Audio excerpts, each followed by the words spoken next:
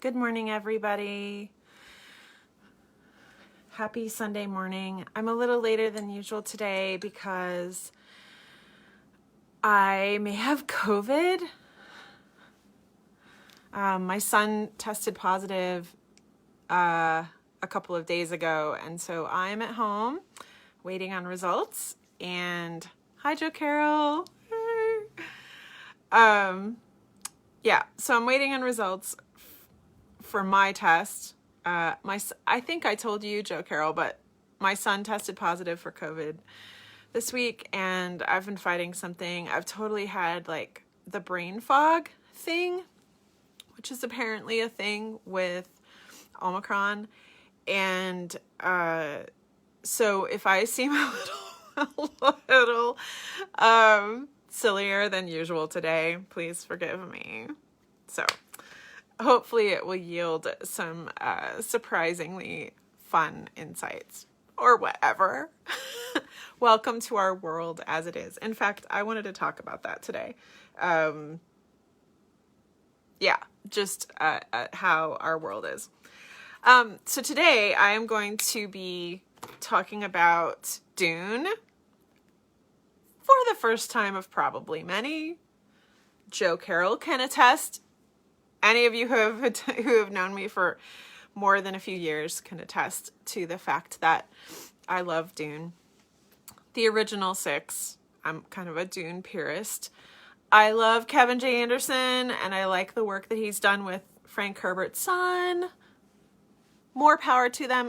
Kevin J. Anderson, actually, he and Frank Herbert's son wrote prequels for Dune. And Kevin lives, at least he used to live just north of here in Monument, and I've met him, and he's a terrific guy. But I still love the original 6. So before I babble on anymore, I am going to read an invocation from this book, Earth. It says Earth Prayers from around the world. And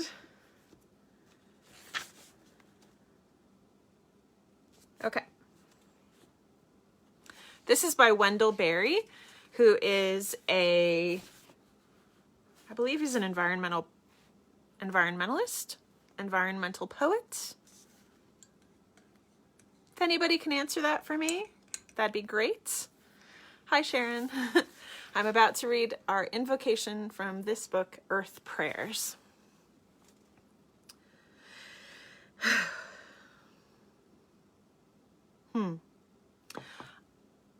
I don't know if I agree with all of this, and we'll unpack that someday, but I'm going to read it anyway. So, friends, every day do something that won't compute. Love the Lord, love the world, work for nothing. Take all that you have and be poor. Love someone who does not deserve it. Denounce the government and embrace the flag. Hope to live in that free republic for which it stands. Give your approval to all you cannot understand. Praise ignorance, for what man has not encountered, he has not destroyed. Ask the questions that have no answers. Invest in the millennium. Plant sequoias. Say that your main crop is the forest that you did not plant, that you will not live to harvest. Say that the leaves are harvested when they have rotted into the mold. Call that profit. Prophesy such returns. Prophesy such returns.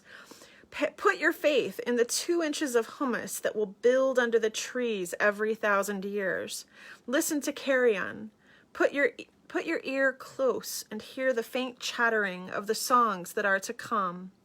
Expect the end of the world. Laugh. Laugh is immeasurable. Be joyful, though you have considered all the facts. So long as women do not go cheap for power, please women more than men. Ask yourself, will this satisfy a woman satisfied to bear a child? Will this disturb the sleep of a woman near to giving birth? Go with your love to the fields.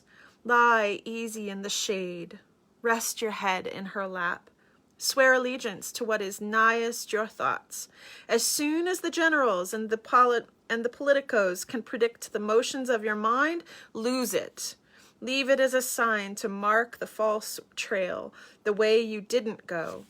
Be like the fox who makes more tracks than necessary, some in the wrong direction. Practice resurrection. Damn. Okay, I've never read that before. I tend to just pick one of these for the invocation, but that was amazing. And I'm gonna have to I'm gonna have to unpack that for myself. I hope you enjoyed that. Crazy. Okay, so every week until I am out of them, I am giving away the last few copies of my first print run of my first book. And it's called The Oat Project: How I Faced My Fear and Finally Came of Age in One Wild Summer, the summer of 2007. And this came out in 2016. So that's the book. And if Glenn is watching, I don't think he is, but he may pop on. The person who won the copy last week, I've been dealing with COVID stuff, so I'm sending it to you still. So just hang on. But at the end, whoever comments on anything today goes into a drawing, and I will message you and I either drop off or send you a book. Okay? I have, besides this one, I have 3 copies left after this week. So we'll talk about like how epic it was to finish something after working on it for 10 years. And we can save that one for another time. The second thing I wanted to say is that in this event, and I will try to put it in the comments as well, I don't know what world you're living on if you didn't hear about the fires in Boulder, but there were massive fires here in Colorado over the last about a week or two ago. And there's a company here that is matching every dollar that you give to the Boulder Community Foundation, I think, to help people who lost their homes, because hundreds of people did. And I posted the link, but they are matching them until the 14th. And so dollar for dollar. And so you would be able to give twice as much. So I hope you'll check it out. And if I sneeze today, I'm very sorry. I think it's the Omicron got me through my son. He hung out with all of his like vaccinated friends on New Year's Eve. I have nothing to say about all of that these days we're living in today. Okay, and then I'm not gonna go like hugely long today, I don't think, because I'm in danger of having a sneezing fit, and I'm kind of feeling crappy. I feel good that I got makeup on for you guys. Not that I have to, because it's fine, but yeah, I'm a little tired. I'm gonna tangent, as I always do here, and tell you about this one time. I'll post the video to it in the comments as well as in the event. But I thought of this day, this morning, when I was really debating whether to cancel today. And because I'm just not, the more I got up, the worse I felt. You know, that in-between place where you like feel great if you're resting and you're like, I'm over it. And then you get up and do things and it just gets worse and worse. So this was several years ago. There used to be a show every month called The Story Project by the incomparable Sharon Friedman, produced by her. And it's local Colorado Springs people telling stories on stage that are true in under 15 minutes, with no notes or anything. And I've done it 4 times, I think, over the years. And I think it was either the first or second time I did it. I was sick. Like, in today's world, I would never have been allowed to go ahead and show up. Okay.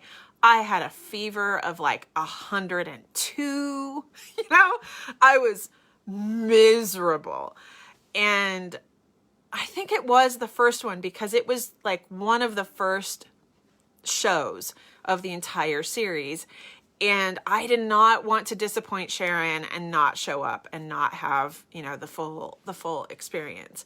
And so I pumped myself full of like vitamin C and vitamin D and green tea and everything I could to get myself out of the house and get onto that stage.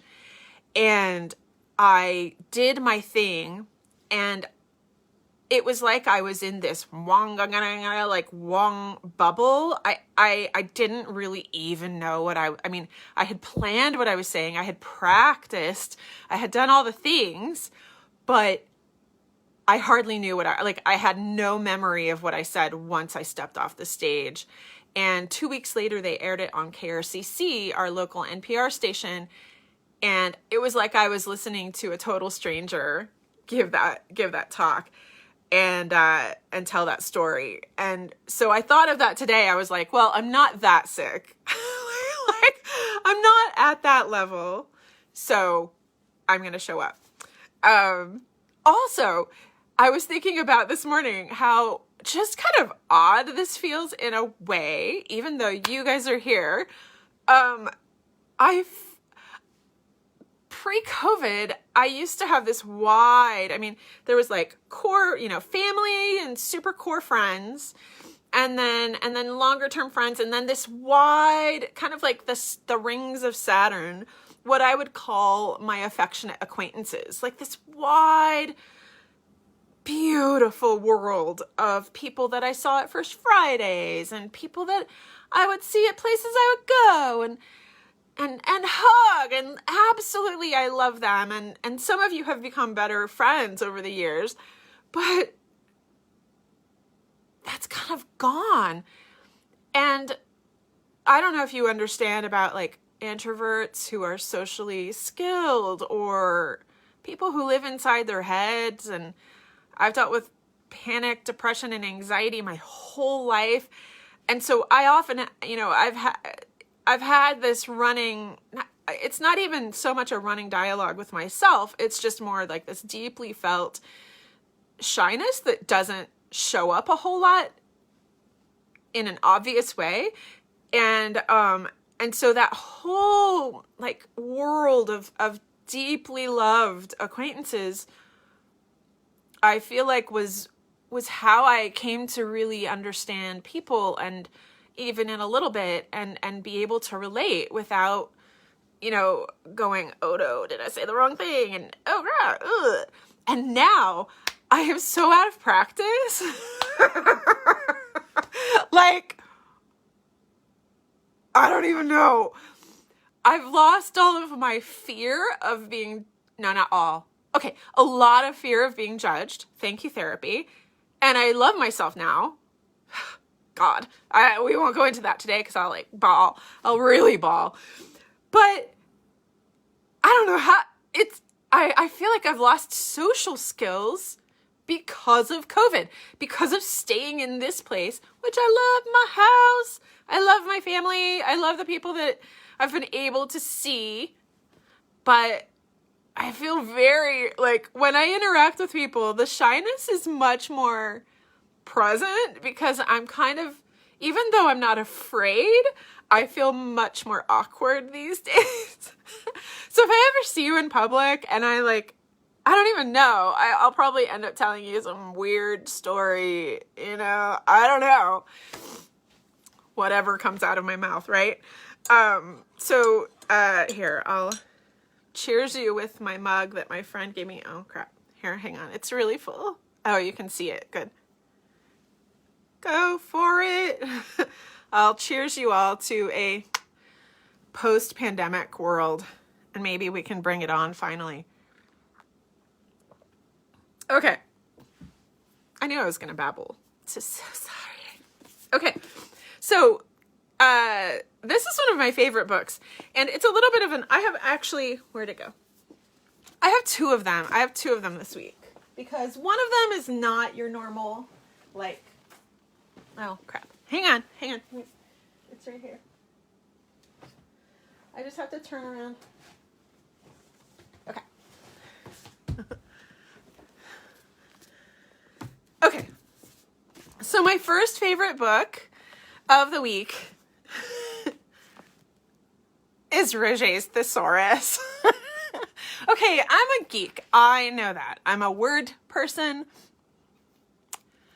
I thanked a friend of mine this week for being the kind of person that I can just use my words with, because I lived in books for most of my life. And so I've always been that person, that kid who people were like, what word is that? What does that mean? You know, the kind of shaming for being smart or having words.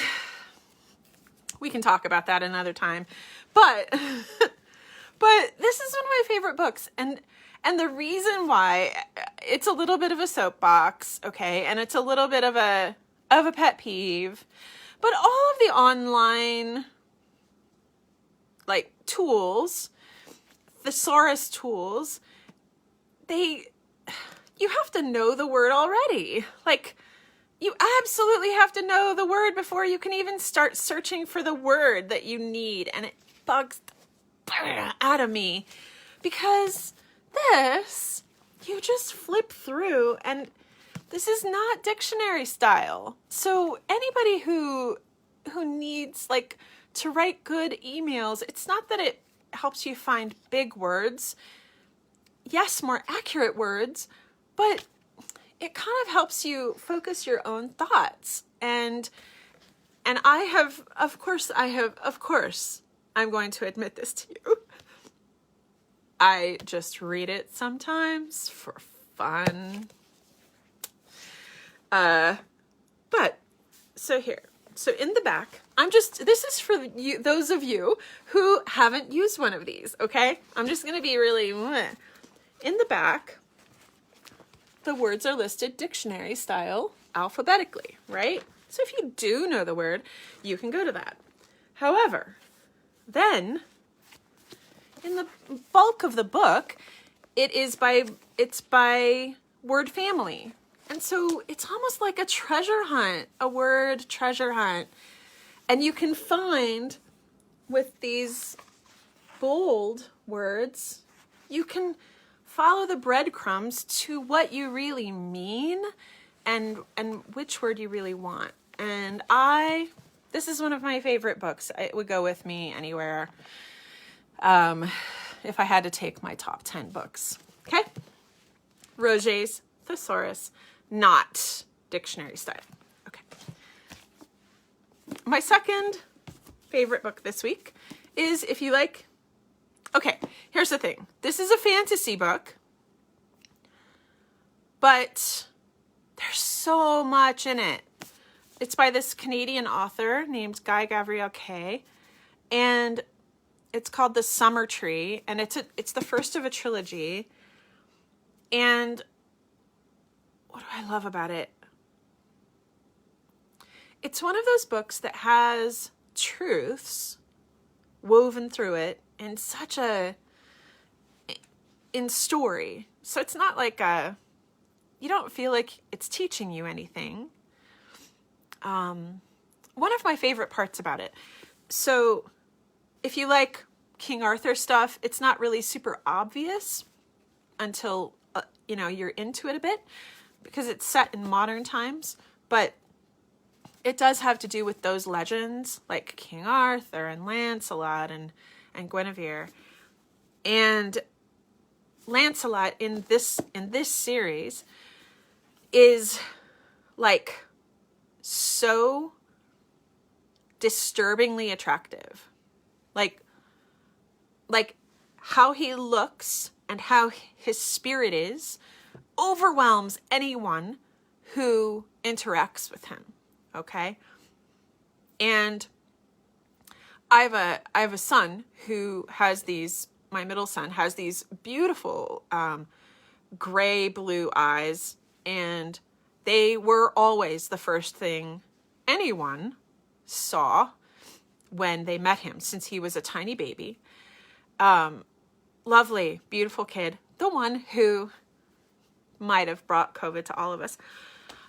Who knows where we picked it up.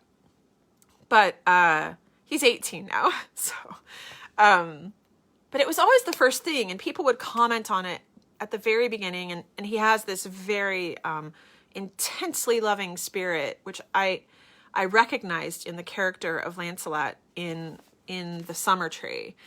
And what I love about the Summer Tree is that the character of Lancelot knows what's going on, and he's very patient, and he knows that the woman in front of him is not Guinevere. It's not going to be anything he wants, anyone he wants, but he just kindly, gently, and respectfully kind of says thank you and moves on.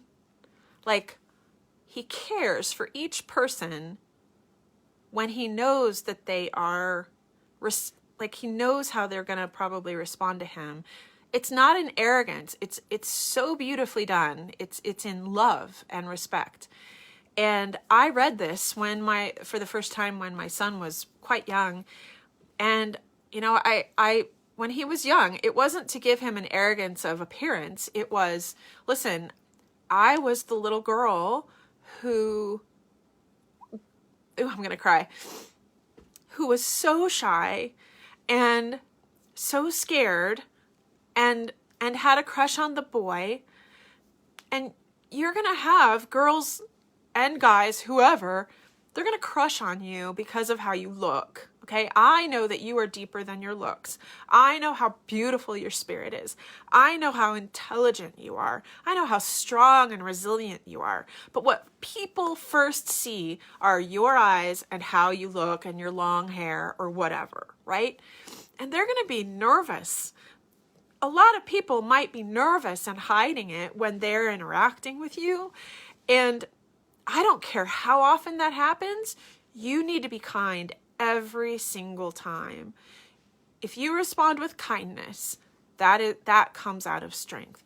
And not because, and there's no mentioning it. You don't have to say what's happening. You just need to understand that your mom was one of those little girls who was, older women, high five, who get so nervous and tongue-tied and scared because of who's in front of her. And if you're that guy, just be nice, okay? Don't get frustrated. Don't get sick of it. They always do it. Just let all that go and be nice. And this book, The Summer Tree, helped me recognize that process and how to be a larger person in the midst of that process. And I'm thankful for it. But it's also a damn good story. Read it. The audiobooks are great too, if you like audiobooks. Okay. I need to, because I can feel the massive sneezing coming. God, when you like drink on camera, your hands, like, I know it's just camera, but you know, they get like big. I have tiny hands. Oh, now they look tiny. Sorry. Awkward. Okay. So today is the first of many Dune days. So whenever I see a copy of this one particular print run of Dune, and when I say Dune, all right, let me show you.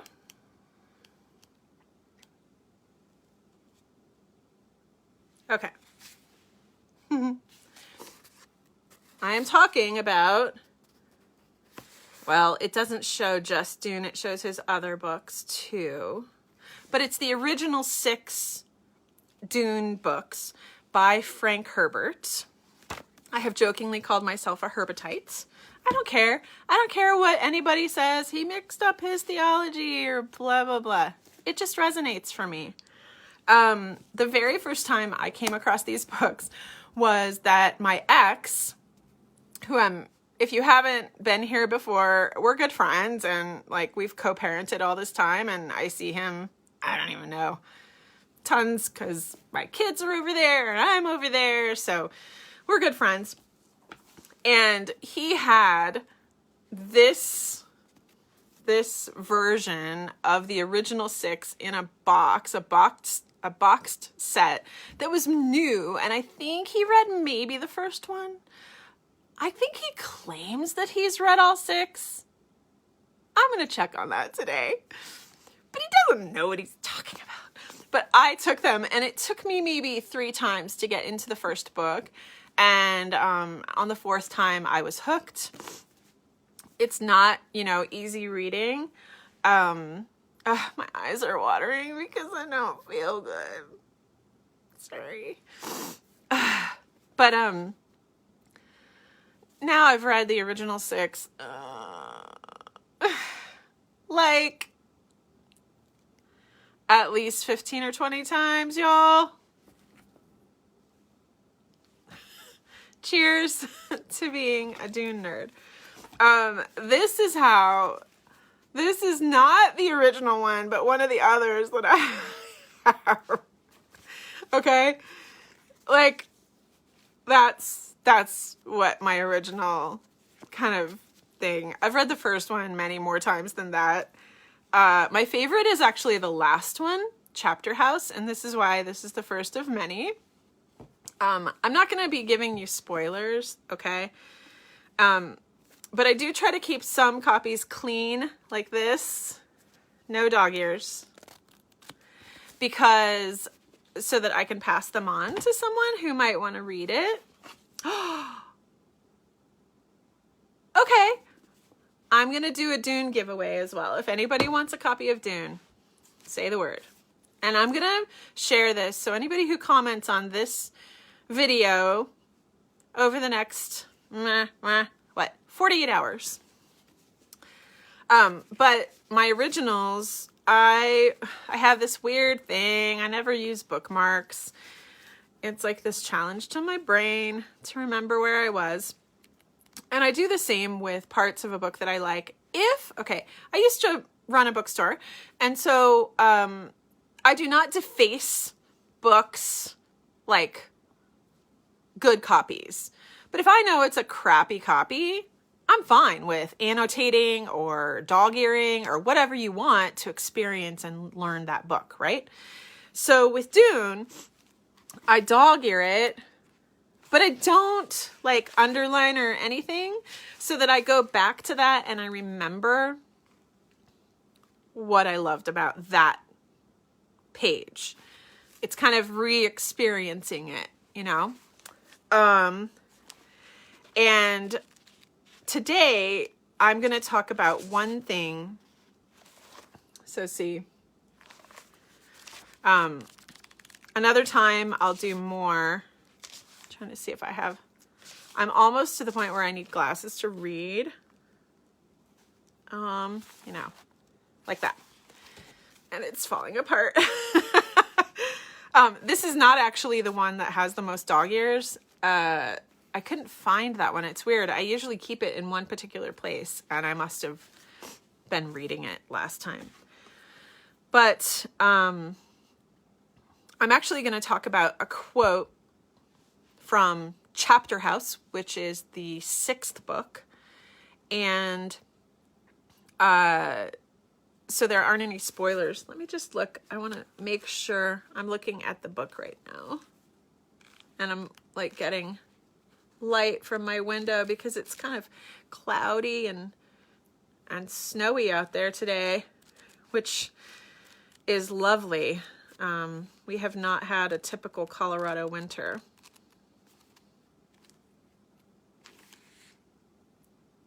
Yeah, I'm going to leave that. I'm going to talk about one of my favorite quotes, and it is from Chapter House. And this will give you a taste of just how profound a lot of the things that he said in Dune are.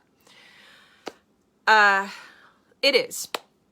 This is an almost accurate, like a paraphrase, but very close to the original. If you haven't watched the movie Dune or read the books, the Bene Gesserit are kind of an all-woman society that are slightly religious as well in a way. And yeah, they're kind of like the priestesses, but they are definitely one leg of a three-part society that's set up in the first few books. And what you have to understand is that they have access consciously to their ancestral memories. So you've probably heard news articles or read our news articles or news stories about how we carry traits and knowledge and experience in our DNA, and in the chemical signatures basically of experiences. So they'll like, you can see trauma from your grandparents, the effects of trauma in DNA, right? And so the Bene Gesserit have access to that basically. They know all and everything from the women's side of experience. Excuse me. And so, excuse me. It's my hot cocoa here. I'm gonna drink a little. So they observe human history over millennia. Okay. They have like it's too complex. I'm not going to explain everything about the Bene Gesserit this time, but essentially they have observed enough about human history that they understand a lot more because of those observations and what they've experienced, because they can actually re-experience what they can remember in their ancestral memories and genetic memories. So here's the thing. The common wisdom is that power corrupts and absolute power corrupts absolutely.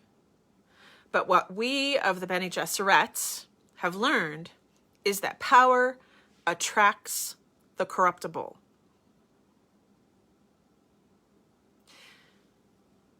It takes a minute, because we think of power as something outside of ourselves, something to gain, something to manipulate, something. It's a thing, right? Something to tap into, something to grasp onto, something to earn and learn. But in this world, the Bene Gesserit say, no, power, maybe it is. So the way that they're talking about it, power is outside oneself, but I actually disagree with that too. Do I? I don't think I do, actually. I take that back. There's that thing, right? That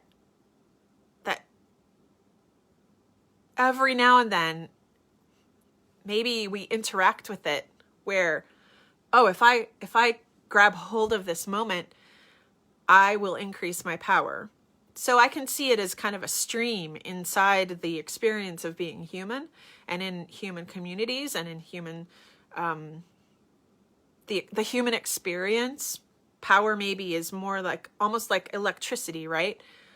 That is outside of ourselves, but it also flows in and out. And what the Bene Gesserit say is that especially in a political sense, and by politics, I don't mean necessarily everything that we see on the news and all of that. Politics is, at its essence, is governing ourselves. Okay? That's all it is.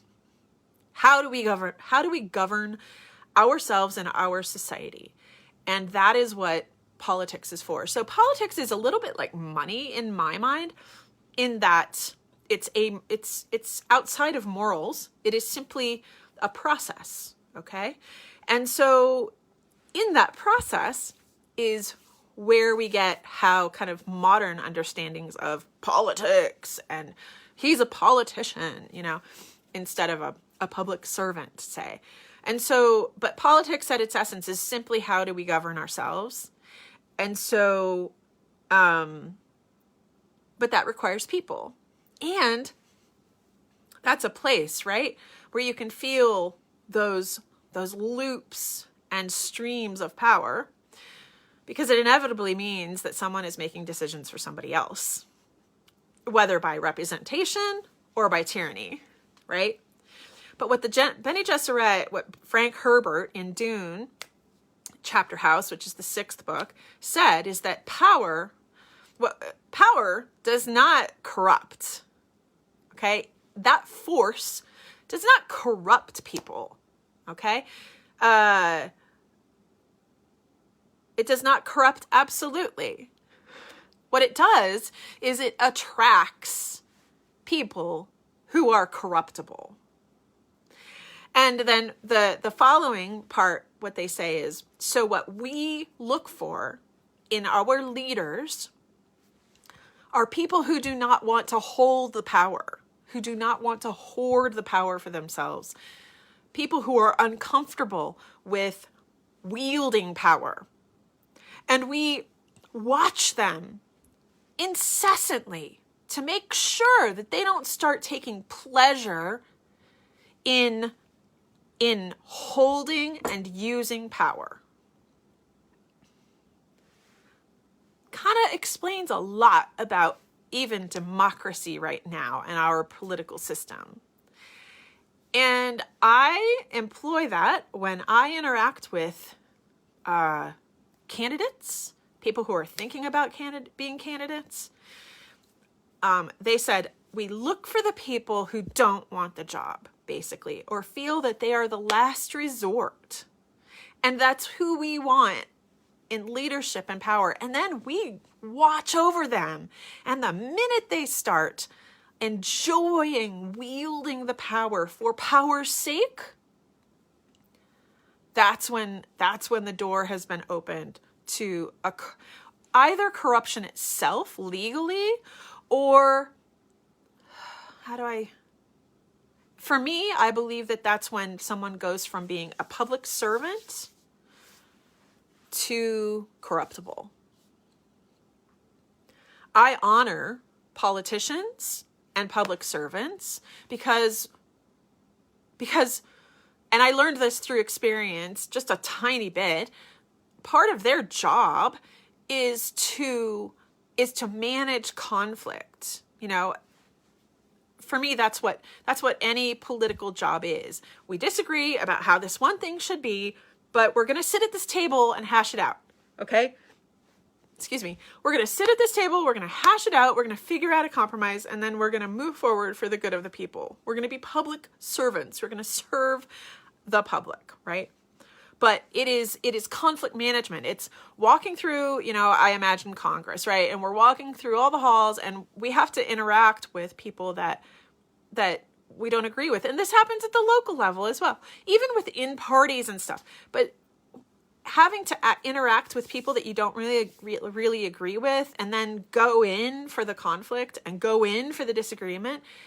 I mean, in regular companies, that's HR's nightmare, right? They sit down with people and figure out how to keep the waters calm again in most kind of company situations or organizational situations. But in politics, it's expected that you're fighting and disagreeing and arguing all the time. And it is a huge stressor. I can't even imagine. I think it's why presidents go white so quickly. I don't know. Or maybe they just stop using hair color. I've always wondered that, frankly. I know that's not an important side tangent, but I've always wondered it. How do they go white so fast? Anyway, so the Bene Gesserit say, power, the common wisdom is that power corrupts, and absolute power corrupts absolutely. But what we have observed is that power attracts the corruptible. And so who we look for in leadership are people who do not want the job and do not want to exercise power over other people. Why isn't that a tenet of every management thing in the world? Why aren't CEOs honoring and looking for people who don't want power over people who are under them in the hierarchy? I mean, it sounds obvious to me once you actually say it, because that's the only way you hold on to your humanity, is when you care and you don't want to make decisions for other people without their considering their needs, but also just listening and hearing what they want to say. And right now we're about to go into the strike. It's super complex. Unions, this is what unions are for, because the people above are exerting power without listening to the people below or the people around, but I guarantee this is going to change how you watch TV, watch television, watch movies, and look out for the people who enjoy wielding power over others. The Bene Gesserit, those would not be worthy leaders. Watch the news, for crying out loud. So that quote is one of my favorite from Dune. And I hope that you can see why, and I hope it kind of makes you think about that. Hi, Deb. And I'll share, I actually love Dune so much that in the beginning, there's a quote at the beginning of my book, which is another favorite quote. And it is right there. Face your fears, or they will crawl over your back. That's an intense one. And we can talk about more Dune quotes other times. I think I'm going to start having... So that's it for my very first Dune quote. I'll repeat it again. The Bene Gesserit in Dune said, and Deb, this is one of my copies. You'll have to watch back, but I've read it a lot. One of my favorite quotes is, the common wisdom is that power corrupts and absolute power corrupts absolutely. But what we of the Bene Gesserit have observed over millennia is that power attracts the corruptible. So we look for leaders who do not want the job and who will only take the job if they understand that they are the last resort. And we watch them incessantly so that we can see if they start enjoying wielding power over other people. And when that happens, they're out. So apropos.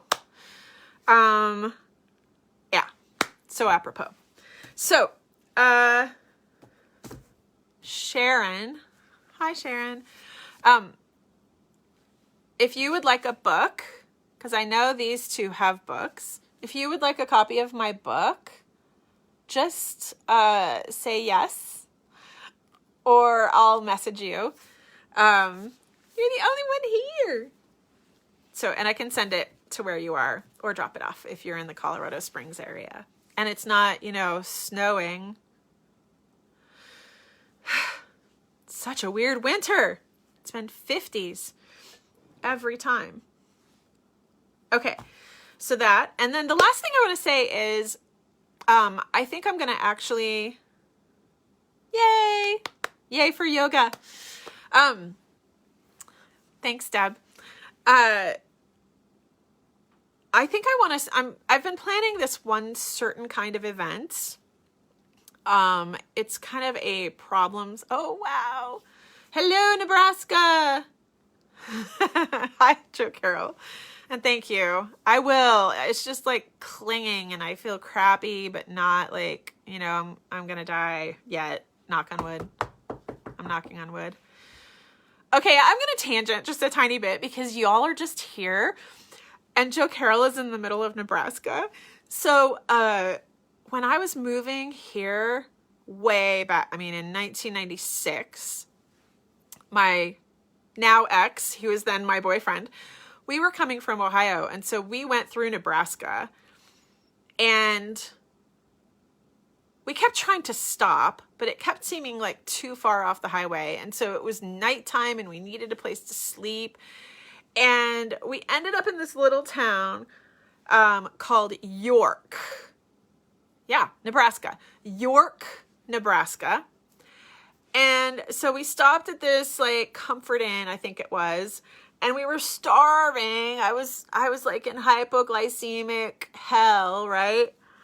And we asked the lady at the desk, where can we eat? And she said, oh, well, there's a place right down the road. So we drove down there and it was like a full block size complex.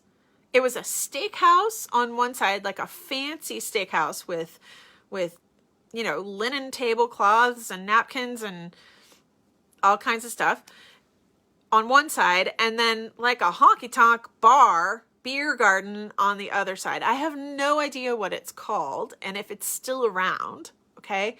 But it was, I mean, this is in the middle of Nebraska and it like tiny town. But there were hundreds of cars. It was absolutely packed all the way around. And we went to the non-bar side because I didn't drink it all. I mean, I don't really drink it all anyway. Now, I'm like an accidental I'm not an accidental teetotaler. It just doesn't agree with me. Like my skin breaks out and I hate feeling hungover. Anyway, so we went to the fancy side and it was the first time I had ever had whipped butter, but it was the most amazing steak I had ever had. I think they probably got it from like down the street at some ranch. You know what I mean? And, but it was crazy. Anyway, if you go to York, Nebraska, Joe Carroll, you should see if it's still there for me. So that was a tangent. So, I've been planning on doing a couple of other events, one in particular, event every week. And I am going to be sending out my very first mass email to all my friends. Oh, and I've got to I'm going to try and have non-brain fog brain and do that today to tell you about things and give you links of what I'm doing, like my clothing store and books and all that kind of stuff. And I'll let you know the date for that. So you'll get notice for that. It's going to be kind of like a problem solving meeting where we help each other solve things in a kind of popcornish way. I know that sounds vague, but it'll come. And then I was thinking also that I would like to have a monthly watch party. Not where I'm streaming, not where I'm like broadcasting anything, but where if you have the appropriate streaming service or you can get access to the movie. I like Miyazaki movies, so I want to start with Miyazaki. And where we just meet at the same time and we all watch the movie and talk about it. So you can look forward to those things. I hope you all stay safe this week and please wear masks. I'm not going to get on any soapboxes that I've been on this week because of my kids' school district.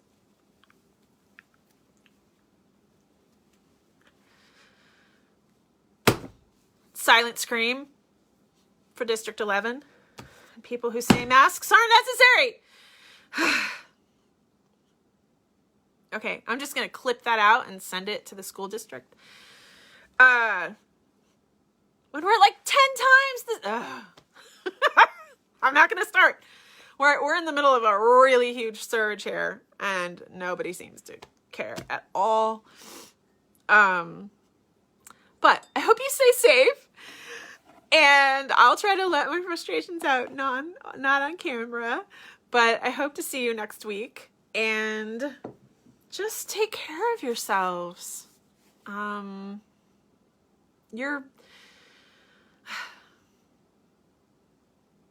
Your life is worth itself. No matter what you accomplish this week, no matter how well you perform,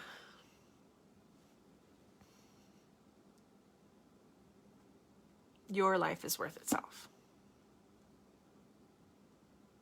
Okay? Have a good day. Love you guys.